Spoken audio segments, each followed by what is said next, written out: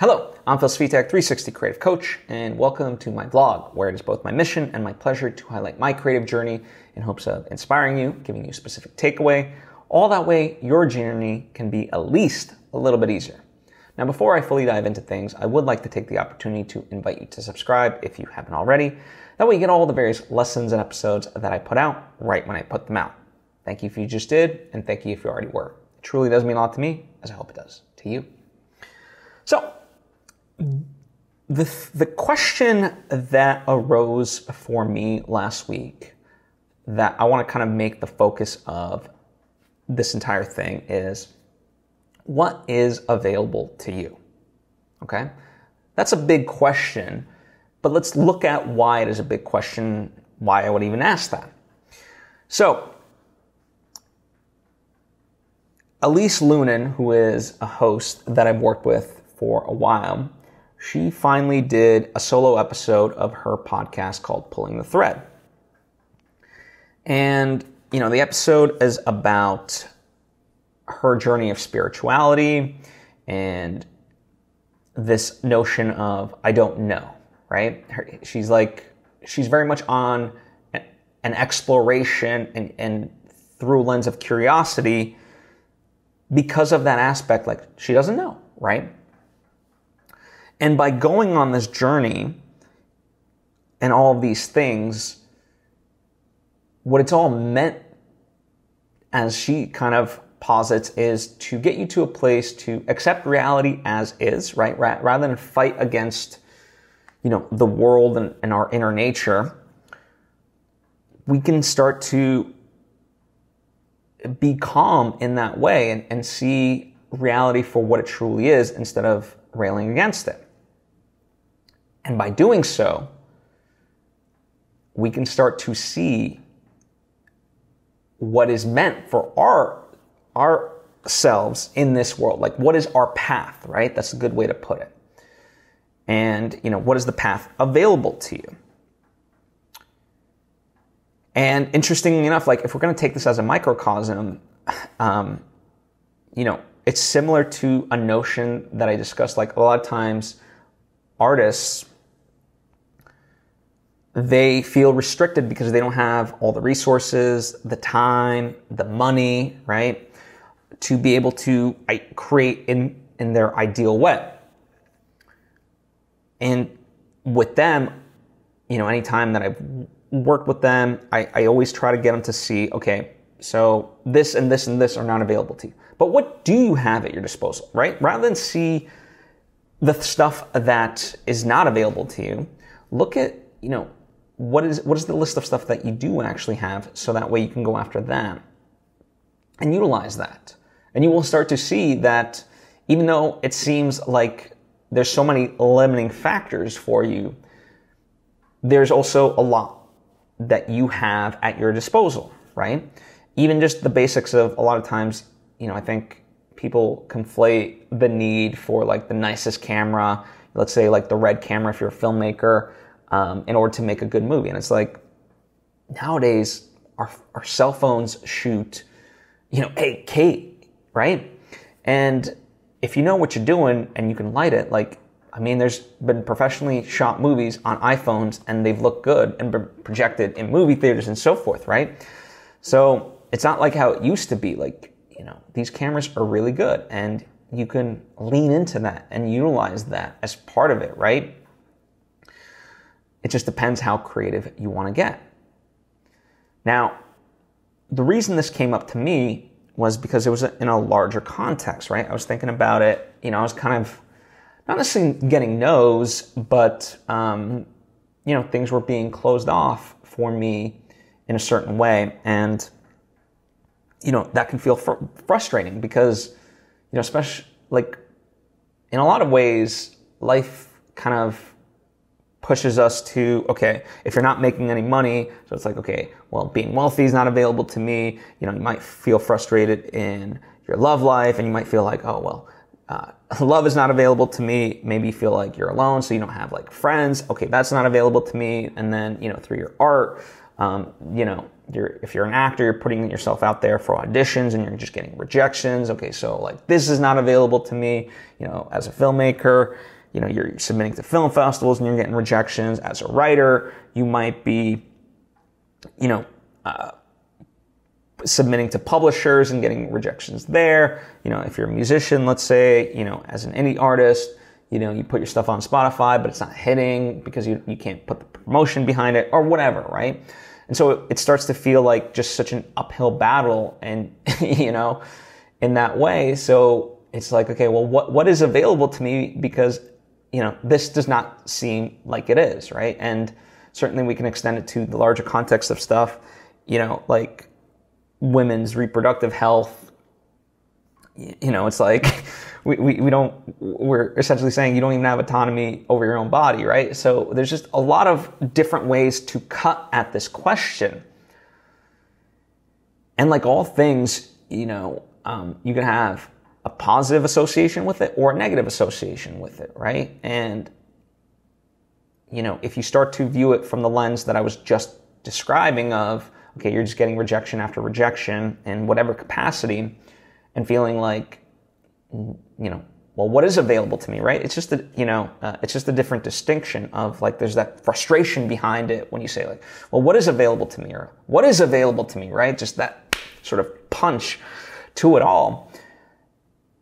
You get a sense of like being defeated, being beaten down by the world and everything else. And, that's certainly, I think, a resonant feeling a lot of humans just have in general, but, obviously, artists have that very much so. And I'm not saying artists have it more than just the general public, but, I speak to artists a lot more easily because I'm in that world, right?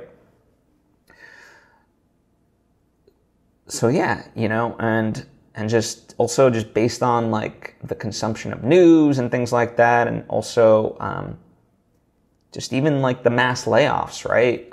Like on the one side, there's the horror aspect of being laid off, and now you have to look for a job and figure out how to survive, like, But then on the flip side, the people that do remain, I mean, not, it's apples to oranges, and but in that sense, like, yes, the good aspect is that they have jobs, but all of a sudden now, a lot of these companies not only want to pick up the slack of the workforce that they fired, or laid off is the more proper term, corporate speak, but whatever. They want all these other initiatives, and so now it's like they want the people that have stayed to do 3 times more work, right, at no extra pay. So it's like wild, and in fact, some companies even like cut back on benefits and yada yada yada. So yeah, in many ways, it is very easy to slip into that mindset of I don't know what the opposite of abundance would be. I don't know why it's not coming to me, but where what is available to you is not abundant. It feels inadequate. And yet, in spite of that, you have to, just find a way to persevere. And that's why, why I call myself a 360 creative coach, is because, I believe in teaching skills and talent. And yes, 100%, you need the craftsmanship in order to succeed as an artist. But also without that backbone of mastering mental fortitude to combine that with, you'll just buckle at the knees, and that's something that I think is a misconception about just enlightenment in general. And I'm not claiming to be enlightened. I'm just kind of looking back at, so far I've been doing 6 years of consistent therapy and so forth, and really found it beneficial. And it's like, I have hard days, hard weeks, no different than anybody else. But now I just recognize the tools that are available to me, right? And so, because in that moment, there was an instance that, for lack of a better term, was a little bit triggering. And I knew that also, like, it wasn't that bad. But in that moment, it felt so out of my control over, like, what this was. And then, I kind of conflated it based on past experience, and it just became like this flood. And I knew that's what was happening. But I think, part of that was that awareness, and, by seeing that and recognizing that's what was happening to me, I was able to, really etch away at that and be like, okay, where's this really coming from? What is this about? And for me, as I said, I always like to turn it to, well, what can I do in this situation, and what am I willing to do in this situation? And, a lot of times it's just, continuing to do what you can do, right? And so, for example, here's a kind of very specific example of something like this, right? So let's say, you're a host and you apply to a hosting position, right? And now you've done that. Well, what are you going to do? You're going to just sit around and be anxious over that? Or are you going to continue to, perhaps apply to more things, work on your own stuff, continue your day job, whatever it may be, hang out with friends even, take a little bit of rest, like anything that, I hate to use this word, especially since I'm pairing it with the idea of rest as well, which is beneficial, but being productive, right? Finding a way to be productive where you're not necessarily moving forward, but like you're spending your time wisely, let's say, in a place where you're not anxious and stressed. Because if you literally, you submitted to this audition as a host, and you're just going to sit around and like wait for it.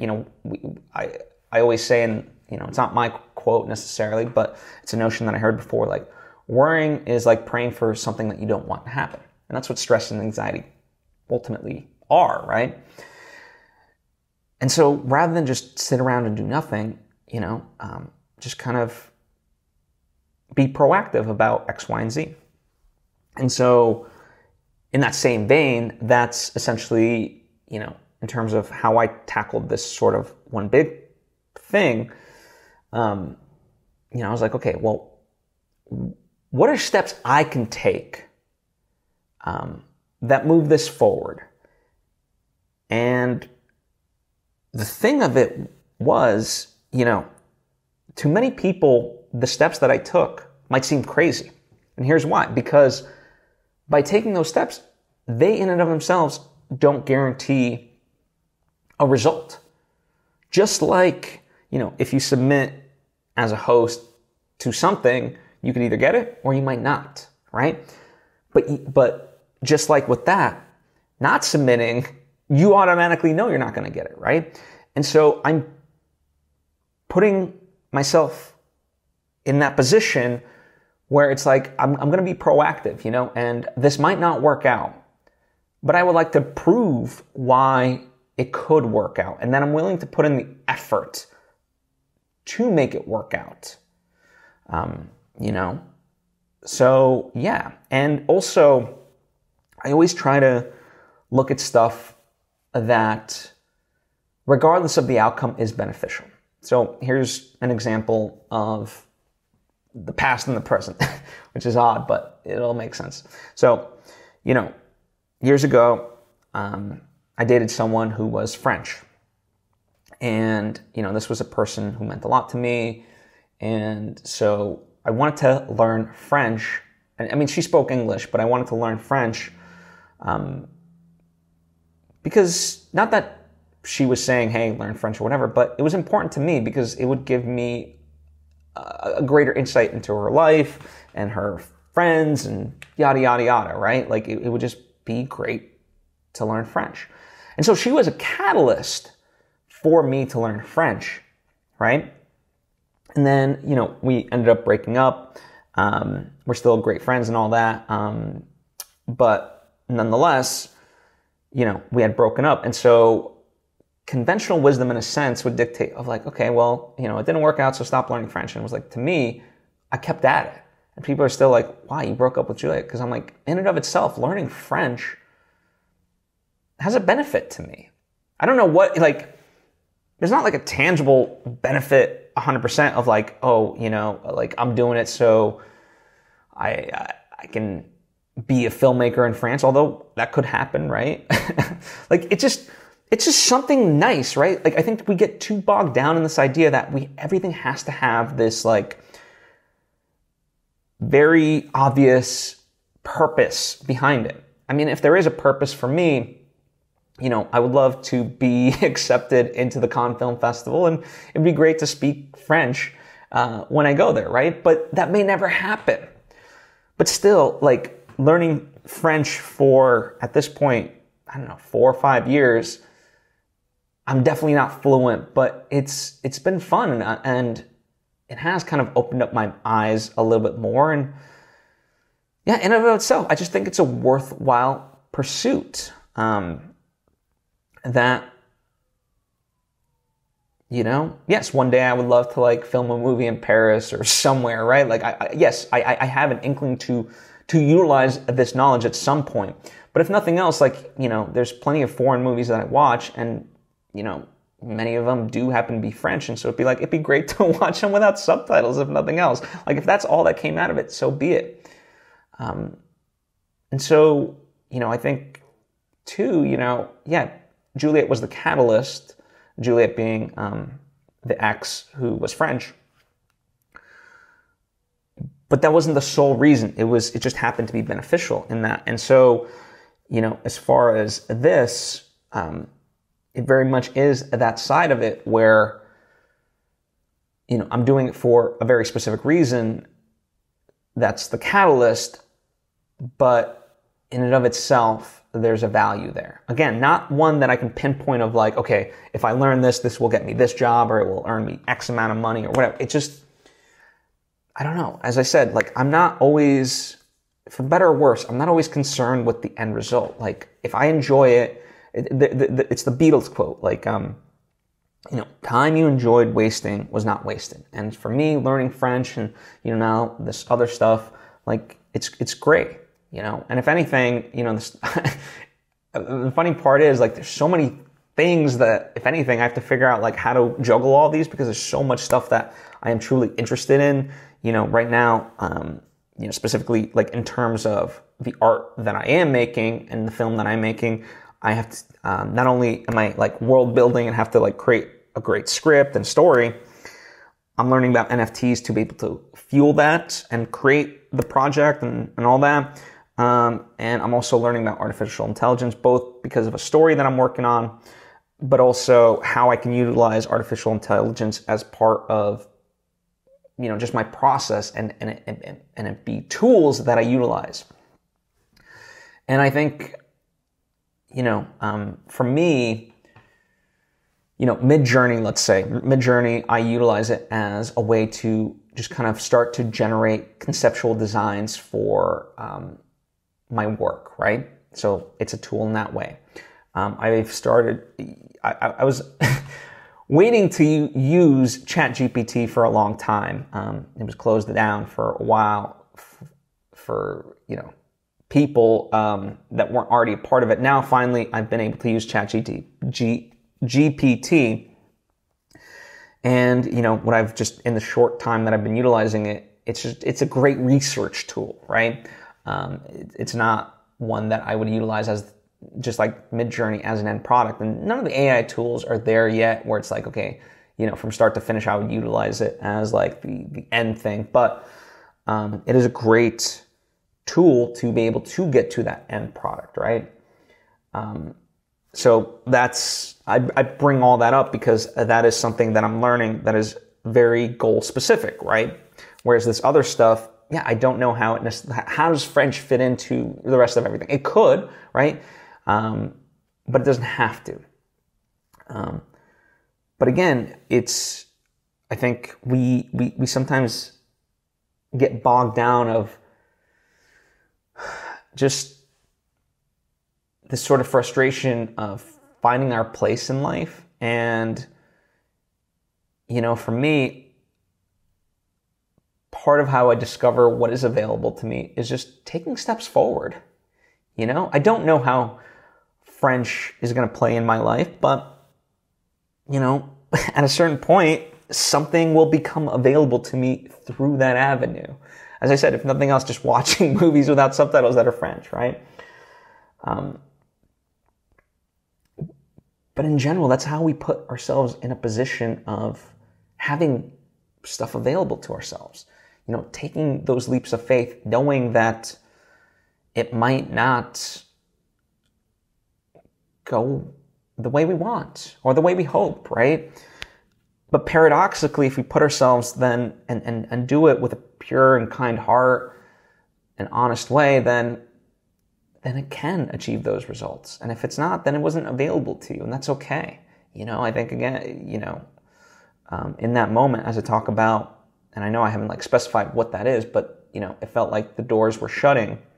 It's like, okay, that's okay. But yeah, and I think, if anything, when I talk about mastering mental fortitude, as I said, it's not about that you don't face obstacles in life. It doesn't eliminate them, but you just handle them with more grace and a little bit of ease, right? And that's what I've been noticing for me and how I go about it.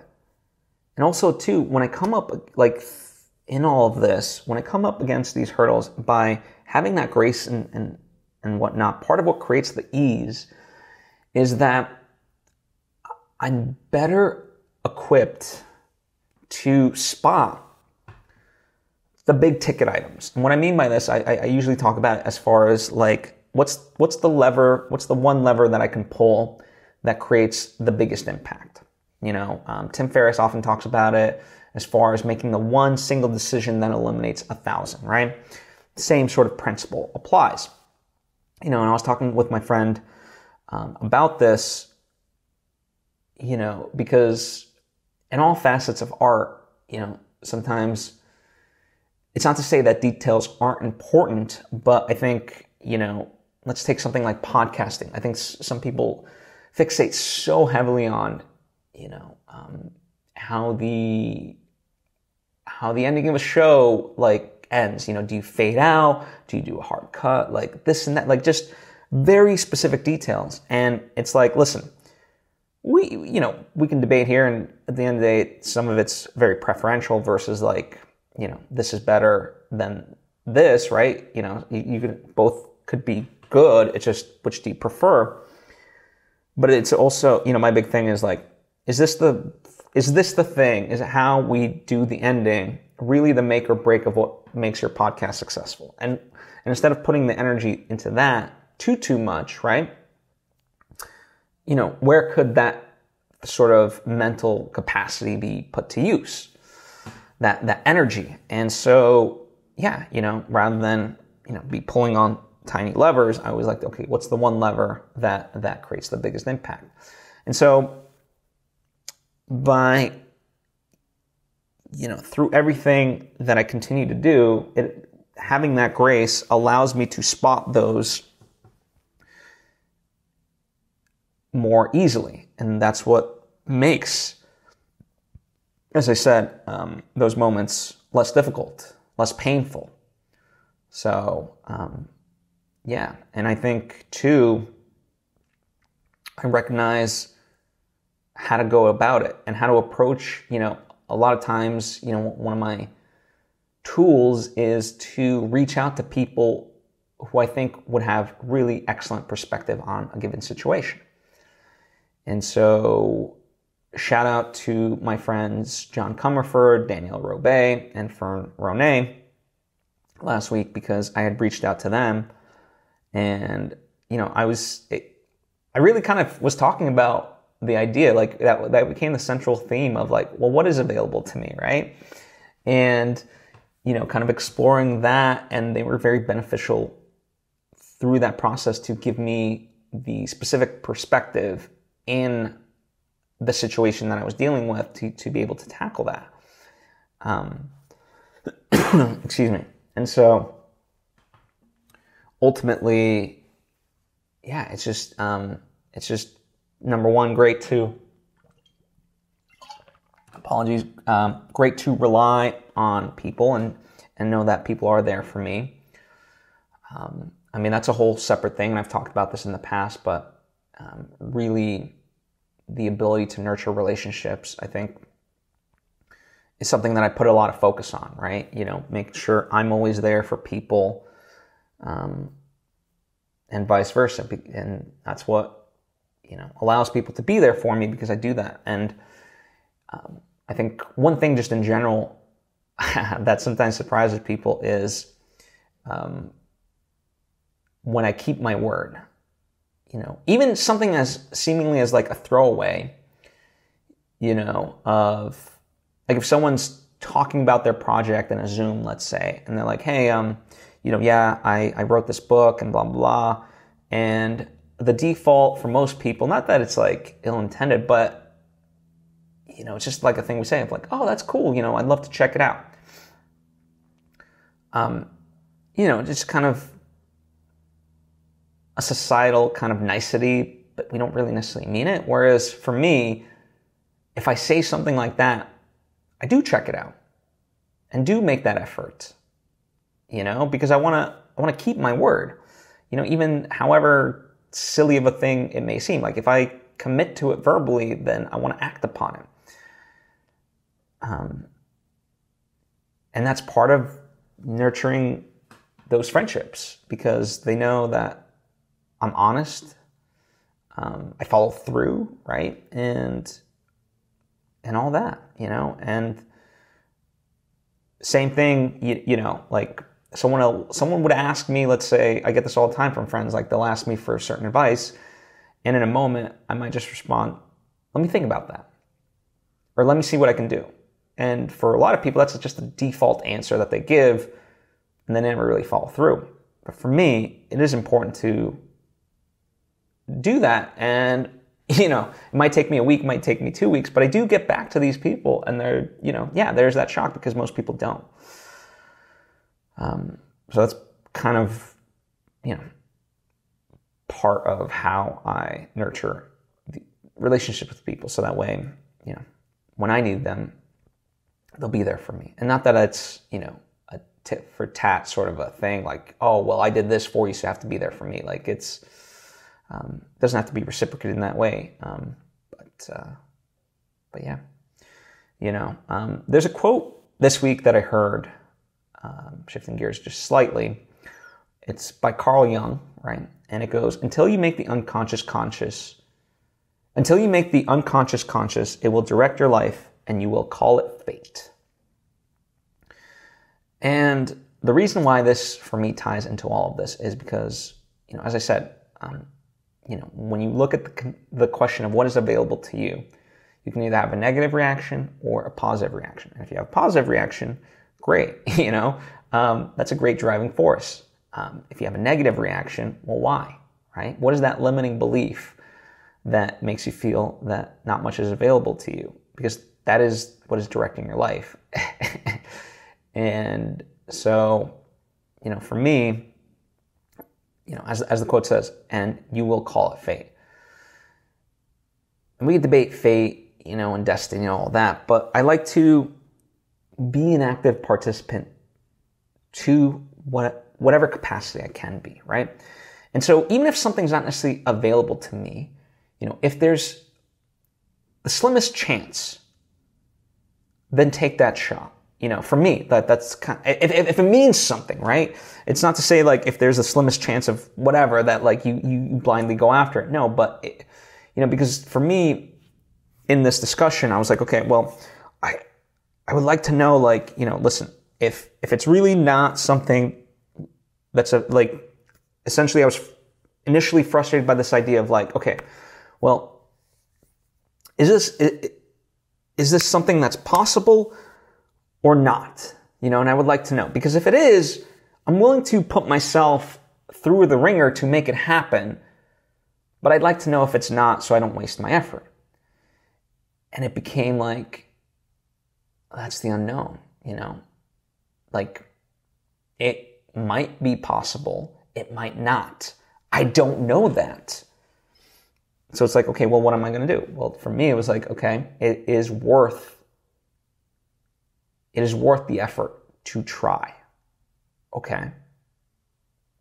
So if that is the case, Let me not sideline myself and be an active participant in this.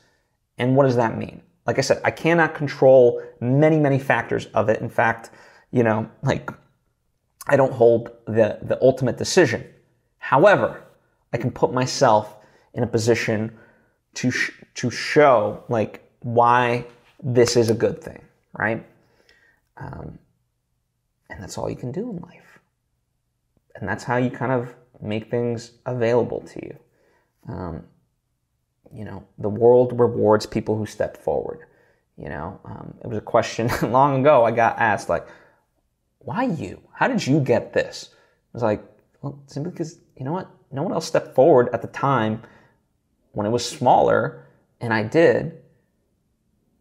And, trust me, it wasn't very glamorous, and it was a lot of pain. It seems glamorous now, but I stepped forward. That's the only reason. It's not like I'm special in that way.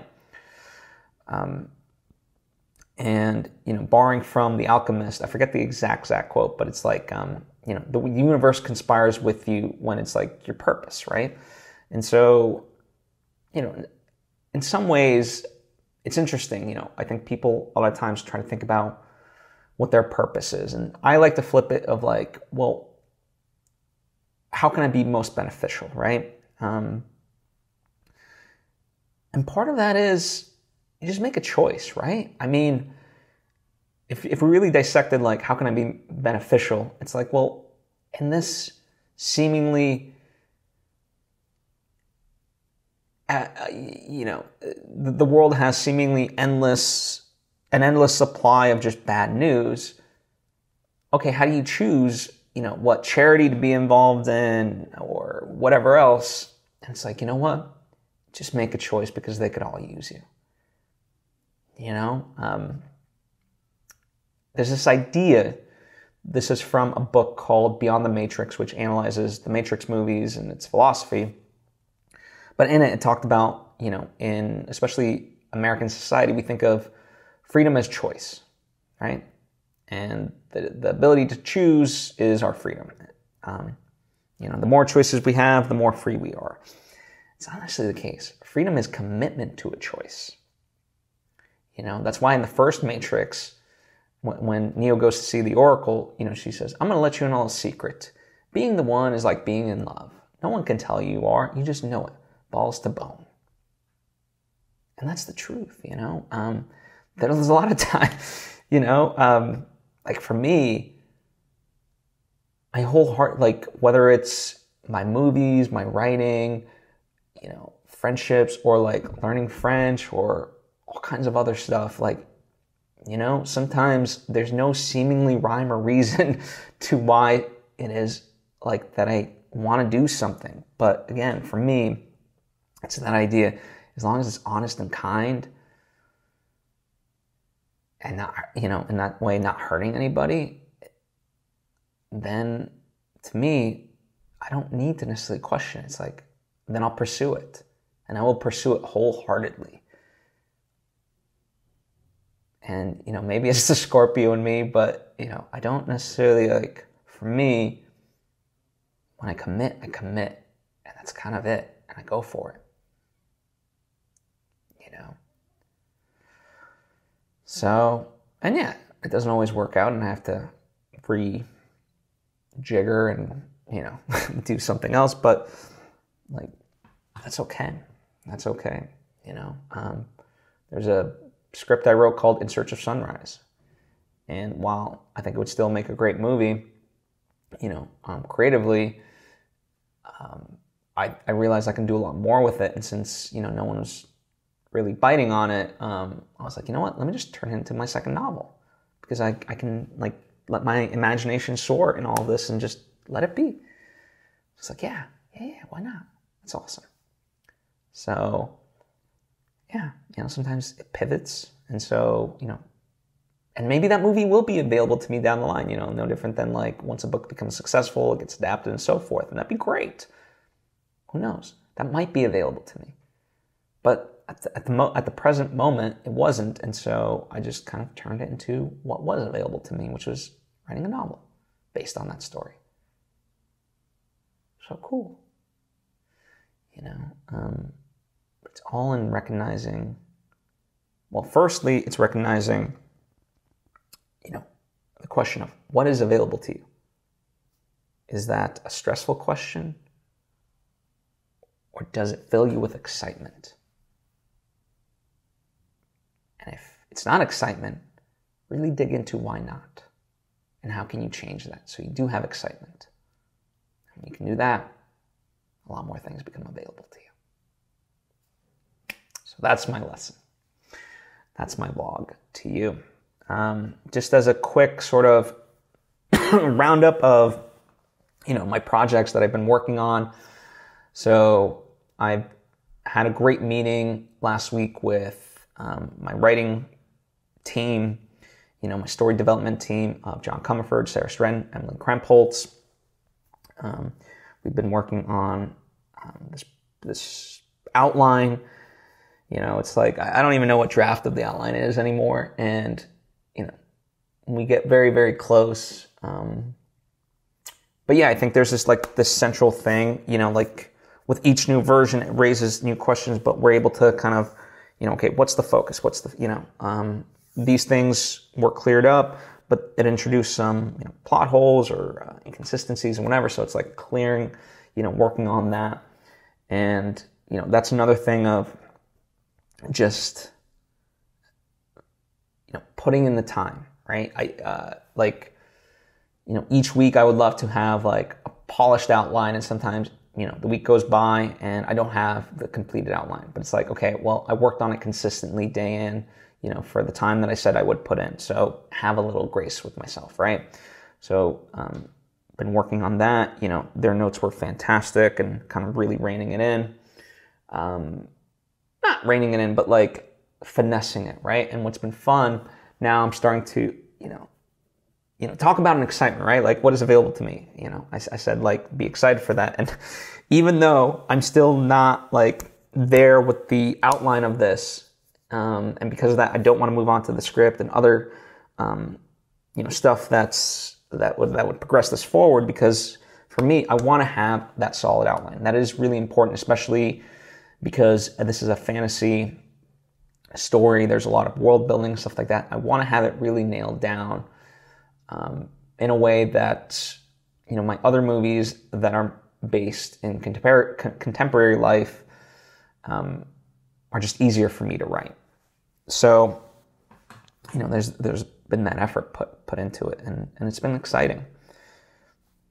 So I've been doing that, and now with chatgpt, I've been actually utilizing it as a research tool for specific moments with my novel, right? To generate ideas. So this will really kind of open me up in that way to be able to work on that. And then this coming week, I've got some character designs that came in for the film project that I'm outlining, because that aspect of it can move forward. And then I'm working with a ghostwriter on a film how-to book, which is based on my experience of making my first movie, Love Market. And so he's completed chapter 3, at least the first draft, and so it's exciting, that's moving along quite well. So, in any given week, if it can feel frustrating for me, and I know for a lot of other people, of like not enough's getting done, but in the grand scheme of things, a lot of things are getting done. Again, if you just chip away at it. And sometimes you do need the grace to step back, rest, and that's okay too. I think we all deserve that, because life can be quite arduous. And so, it's okay. Thank you so much. I truly do appreciate you. And I would also like to highlight, if you want to connect more directly and see some behind the scenes stuff, my Patreon page at patreon.com/PhilSvitek has that available to you. It's only $10 a month. There's only one tier, so everyone gets the same thing. I do a monthly Q&A, so we can interact that way, and I can help you out more specifically. And as I said, there's bonus stuff of all the various projects that I'm working on that I try to put there to give you, just cool stuff, to see, but also stuff that might be a benefit, like templates and so forth, right? So all that is there. Thank you so much for taking the time to tune in. I truly do appreciate you, and hope to see you next time.